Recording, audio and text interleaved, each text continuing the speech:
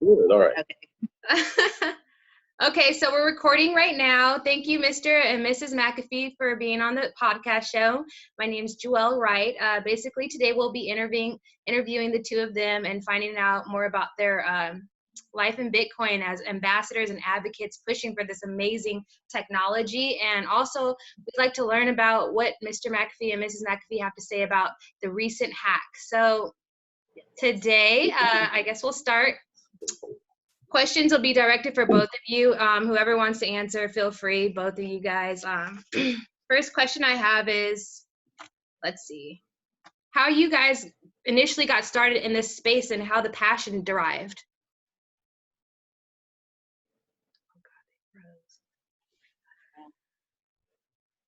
Uh-oh, we're having a look. Okay, you're back on. Okay, from the beginning of the space, sorry. Okay, well, Yeah. So well, I got into the space with John. I was introduced to it through him.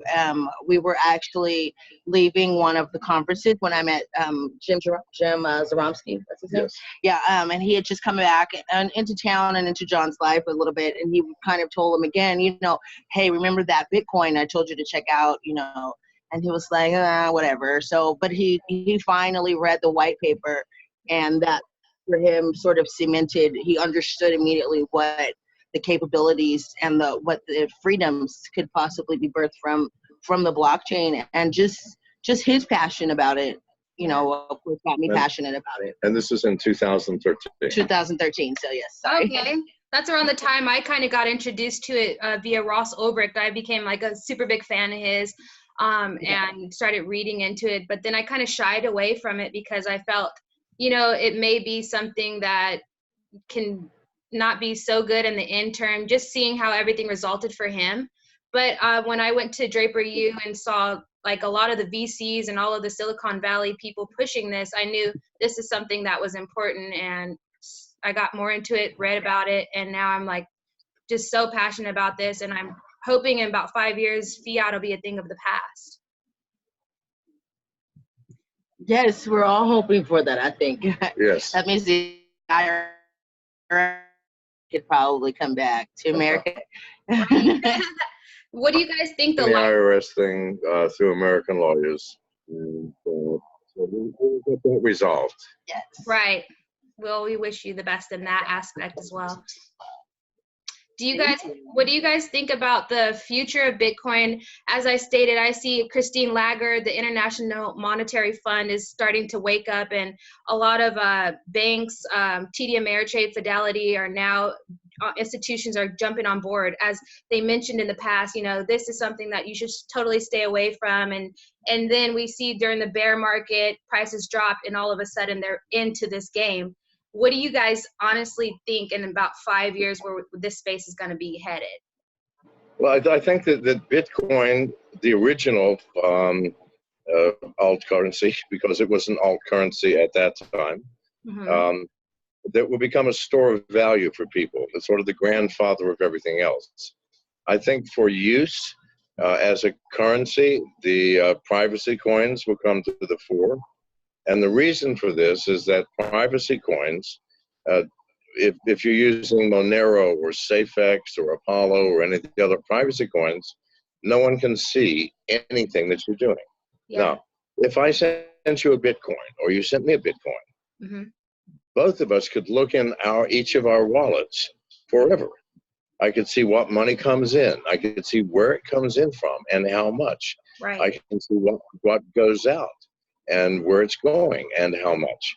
Now, if your bank did the same thing, if let's say you paid a plumber with your check, yes, and the plumber went to the bank and said, hi, I want to see everything in your account, end of story. And I want to see where the money is coming from and where the money is going to. And the bank said, okay, we'll get you an entire log of everything. Would you be happy? No, not really. Feels like an invasion of privacy for me. With Bitcoin and Ethereum and all the ERC20 coins, you can do exactly that. So I think that in the end, people will opt for privacy because I think people are generally private people. Right. If you don't want the plumber knowing how much money you have, then you want to use a privacy coin. Right.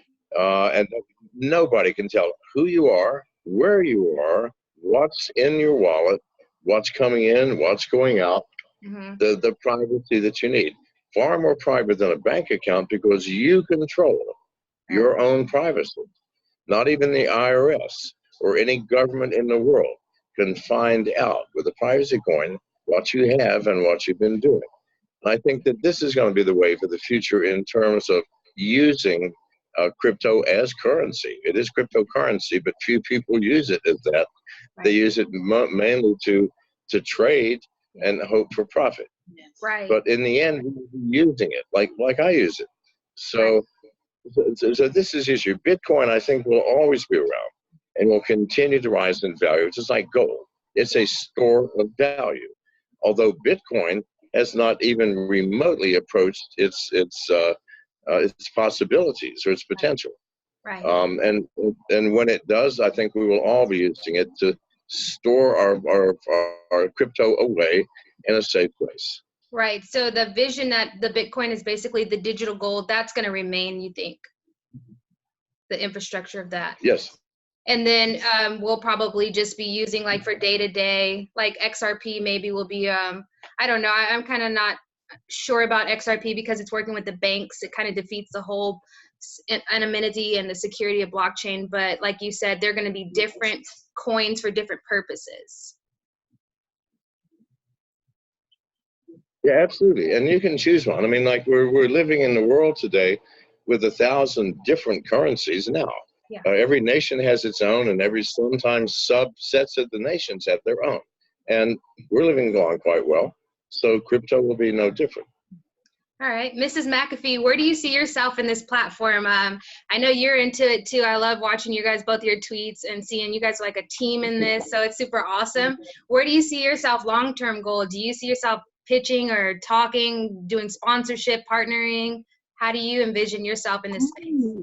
I want to be deeply involved in every aspect, but I think right now I probably would be more so of the ambassador, sort of on the level that my husband is, more so just getting people to wake up to the awesome freedoms that the blockchain can unlock, and that this cryptocurrency will unlock if we can just have the balls to, you know, say, fuck it, let me just only use cryptocurrency or fiat, or if we're just telling everybody about it and not letting, you know, the dips in the price, you know, deter us from what we know is absolute gold. This is solid technology.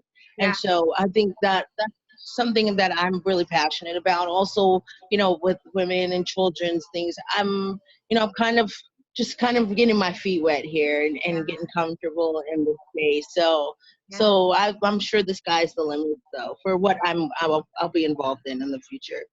Definitely. A lot of people wonder why Janice and I have such a strong bond. Yeah. It's because could I be with a woman who could not say, have the balls to do something? or when we fight and she's screaming at me at full volume, calling me a bitch, I'm going, yeah, that's my wife. Because can I be with another woman? No. All right. Yeah, you need a woman with tough skin, someone who'll stand for you, as I see her doing. So that's beautiful. And I think it's totally admirable how you stepped in to give your help out to the CEO of Binance yesterday. I love if you can speak on that today. What are your thoughts on how the security could have been better? Because I know I've been watching your old stuff. You've been telling people these exchanges are not safe. Hello, wake up. Your money's not safe. You've been pushing that. I take heed to that. Now, I do have a question because I just attended ETH Denver where we were able to implement and use our crypto like Miss Janice said. But I have a question about the USB ledgers. What is your idea? Are those even safe? Honestly, the hot versus cold wallet. What are your thoughts? Because I know exchanges, you're totally against that. Hot versus cold. Sorry, hot versus cold wallet. Yeah. Okay. Well, the cold USB ledger. I understand. Well, USB is just a cold wallet. I think hardware wallets are absolutely necessary because it's insane to put all of your money in your own wallet on your phone. But let me say something about Binance. Binance is not the problem. They were not at fault. Hacks like this never are the fault of the people holding the money. It's the fault of the software vendors who sell database systems and communication systems and other things, all of which have backdoors and holes which hackers exploit. Right. So CZ, I've been communicating with CZ. It's now, what time is it? It's now 6:30 in the morning there, and at 8 o'clock I'm having a conference call with CZ and his people, and with myself and my people, and we're going to straighten this out. My goal is to find the person, because if people realize that if you hack something and take $40 million in the crypto world, listen, there are traces throughout the blockchain, and we will find people, yes, okay? And so that's my goal. And my second goal is to make sure that people don't blame Binance. They're as solid as anything. They just happen to be a large target, and they were hit. It's like being in the battlefield. You can have all the armor on that you want, but if someone, shoots a 50 caliber at you, it's not going to matter. So he was not at fault. Binance is not at fault. It's the perpetrators who are at fault. Please, this is who we need to find. So if someone robs a bank, okay, with machine guns, do you blame the bank? No. Yeah, no. Please never blame the bank. They run and they try to find the perpetrators, and frequently do. So I'm going to find the perpetrators. End of story. This is what I've been doing my entire life. And you cannot run and hide from me. All right. I love that. And accountability is so important, because there's a moral hazard with that. So I'd love to see, if Ross Ulbricht can be held accountable for that, it's sad to say. I feel like there definitely should be a consequence, because then it will lead other hackers to feel, hey, we can get away with this. They've got security trust funds set up. This can be something, a new scam. It's a new way to. Let me interrupt you for a second and ask, when were you going to post this? I was going to post it sometime this week. The sooner the better. The sooner because I would like to, because I never thought of what I said before until I just said it. And so I would like CZ to actually hear my opinion on this publicly, because it's an extremely important thing that the public not point fingers at CZ. It's not like Mount Gox. No, they're doing everything right. They were just in the line of sight of some heavy hackers, and we will find them.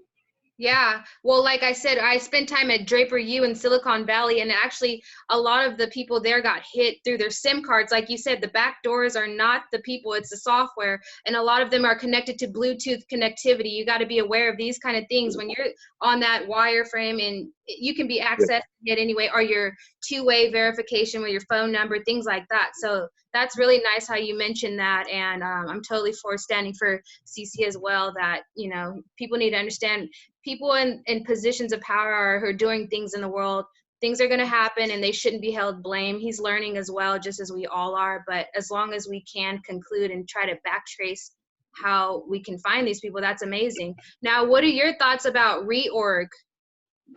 About reorg. Yeah. Yeah. What do you guys feel about them reorg, like reversing that transaction where I believe a guy named Jeremy suggested? Never. What's Never. that? To reverse the transaction. Well, you can't do it with Bitcoin. I'm sorry. Well, they were trying to figure out a way to do that. Yeah. I think that's horrible. Yeah. No, it's right. It's a bad precedent. Yeah, it is. Because basically that's a hard fork, and you just don't want to do that. Bitcoin is way too big. Yes. It's $40 million. That sounds like a lot of money. It's not. But it's nothing compared to the market cap of Bitcoin, and billions, tens and hundreds of billions. Nothing. So let's get some perspective here. We don't want to do anything drastic to try and recover that money, because trust me, they can't have spent much of it yet, and I'm following their asses. And so trust me, we will find them before they can spend it all. So no ma'am. A hard fork and a transaction reversal, I just can't get behind. Right. Me either. I know it's a hard pill to swallow. Like I didn't lose much. I only had one Bitcoin there on Binance, so it's not. But I know a lot of people lost a lot of money. Right. them a lot of their, their life savings. But I would say, do smart research or do your smart investing. Maybe don't invest everything that you have into crypto. Only invest what you can afford to lose, or maybe, spread your money out around, different platforms or different wallets, that it's not all in one place. So that it's not such a hard loss for you, because unfortunately right now there's not really a number you can call and say, hey, somebody stole my money, and get your funds back. It doesn't work that way. So you have to just be smarter than the hackers. We haven't seen what CZ is going to do. Yes. All right. Right. It may be that few or no one lost money. We'll see. Yes. All right. Right. Well, that sounds great. I mean, I love that. And I feel the same way, spreading it, diversifying it amongst different exchanges. I try not to just throw it all in one, do it like on Coinbase. I really like Coinbase. They haven't had any issues thus far.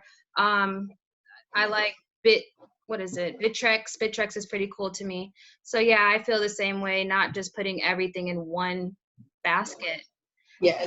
I did have a question. So I sent a small fraction of Ethereum and it kind of got lost in transaction. And like you said, having someone to call and the customer support, it's not there yet. So do you understand what may have happened in the blockchain where something like that could occur, where it kind of gets lost in transaction? I don't think much gets lost in transactions in the blockchain. Mm-hmm. I think things are lost because we are lazy or sloppy, mm-hmm. Or they get lost because of a direct attack. I know that probably 15% of all Bitcoins mined so far are just lost in the ether. Okay, yeah. But most of that is by human error, and the error, the human, is the person that owns the Bitcoins. Because this is not like a bank, okay, where someone's watching the checks that you write, who they're to, and so on and so forth. No, you're responsible. If you plug in a wrong wallet address, and you're sending money to someone, that's your fault. Mm-hmm. It's not the blockchain's fault. It's not CZ's fault. It's nobody's fault but yours. Mm-hmm. And this is the most common cause, either sending it to the wrong address or screwing up on the amount.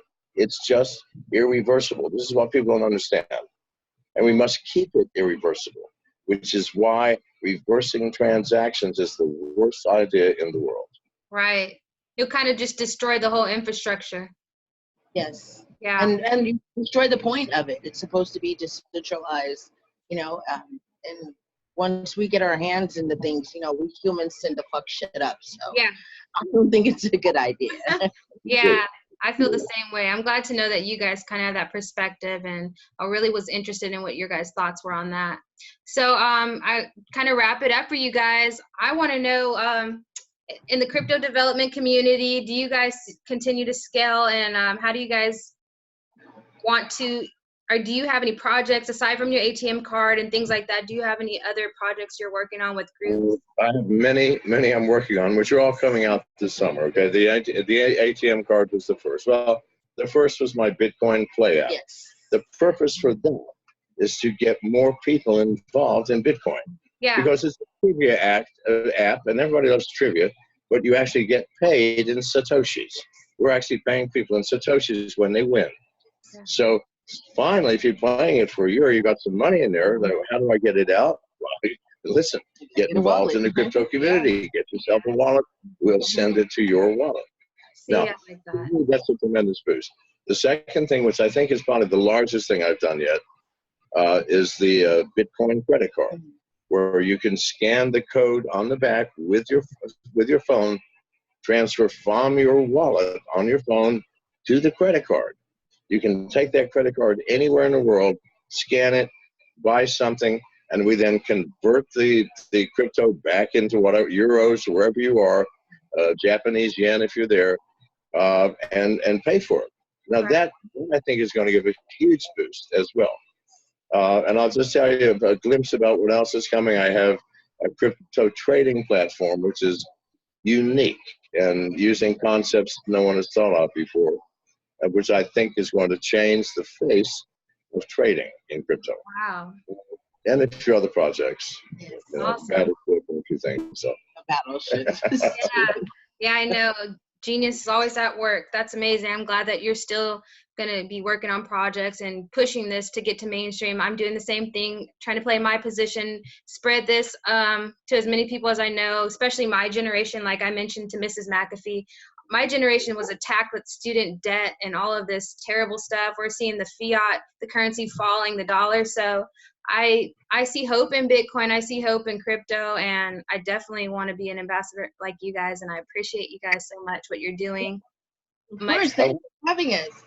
I want to tell you about my most fun project, however. Sure. And I'm building here in the Bahamas, in the Exumas, one of the most remote parts of the Bahamas, the John McAfee Saloon. Now, He's actually. Is it going to be crypto? You're paying crypto only? Saloon is going to have the swinging doors on the front, a bar with a bartender wearing his bow tie and vest, and on the other side is going to be the after you walked in, the first thing you see is the blue sea and the most incredible view you've ever seen of the ocean. So you're going to walk in and see that, and you're going to see inside. I'm going to have a upright piano player, a guy playing piano all day long, just like a saloon. Now, people think that's insane, especially everybody around here. But I promise you, it will be a draw, because I'm going to show up once a day, every day, for half an hour or so. I'm not going to tell anybody what time. I'm just going to show up and shoot the shit with people. So I think that's going to be fun for me, right? I think it's going to be fun for people who want to come here. So throw some Bitcoin ATM machines in there. Yes. Yes. That's awesome. The people who use my crypto credit card. So that will help that. And we will, of course, be accepting all forms of crypto. Oh, yeah, all forms. The first major, the major Bitcoin, Ethereum, Litecoin, the major ones first, but then hopefully we'll be able to start accepting all of them over time. So, yeah. So we've got lots of stuff coming. We have a lot of stuff. That's awesome. Quick question before I let you guys go. What do you think about Ethereum scalability? Is what rating? Ethereum scalability. Are you guys pro Ethereum? Ethereum scalability. Scalability. Yes. Listen, that's not going to be a problem, because there's so many add-ons coming. Okay. That's all I'm saying. Add-ons coming that will help speed things up and allow for greater transactions. Ethereum is still faster than Bitcoin. This is true. Yeah. All right. That's awesome. Well, that's good to know, because I'm just invested in Ethereum. I like it, and I just wanted to know your guys' thoughts. Yeah, and the coins that Janice and I like are privacy coins. Number one, and Monero and SafeX and the others, and then the ones that are just cannot possibly lose. Tezos, if anybody's paying attention to that one. Anything in the medical field, because the medical field, for a fact, is the number one moneymaker on the planet. Always has been, always will be.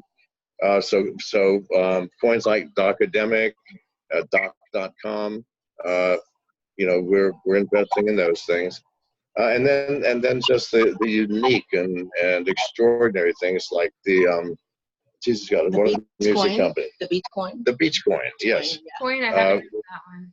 It's basically for underground musicians and artists. Oh, that's nice. I'm an art, not patron, but I couldn't live without art in my life, both visual and auditory. And so the Beach Coin, I think, is going to make those people that might have been unable to break out from their basements, give them the opportunity for the world to see, without having a middleman, without having a manager. Wow. So anything to do with the arts, but that I'm not saying that's going to fly, okay? Yeah. Although the Bitcoin, I think I'm certain that it will, because it's the first one. But it's certainly. What about stable coins? Pardon? What about stable coins? Stable coins like MakerDAO. What's the point? Because the stable coins, it's kind of like defeating the purpose of cryptocurrency. Because cryptocurrency is supposed to blossom and spread. And as things blossom and spread, they cannot help but increase in value. So something that's pinned to gold or you name it, it's senseless. I do not quite understand it. All right. Wow. Thank you. So I'm going to hit the stop on the record button and then say my goodbyes to you. So I'm going to go ahead and say bye to the crowd, you guys, if you want now. Bye. Bye-bye. Thank you.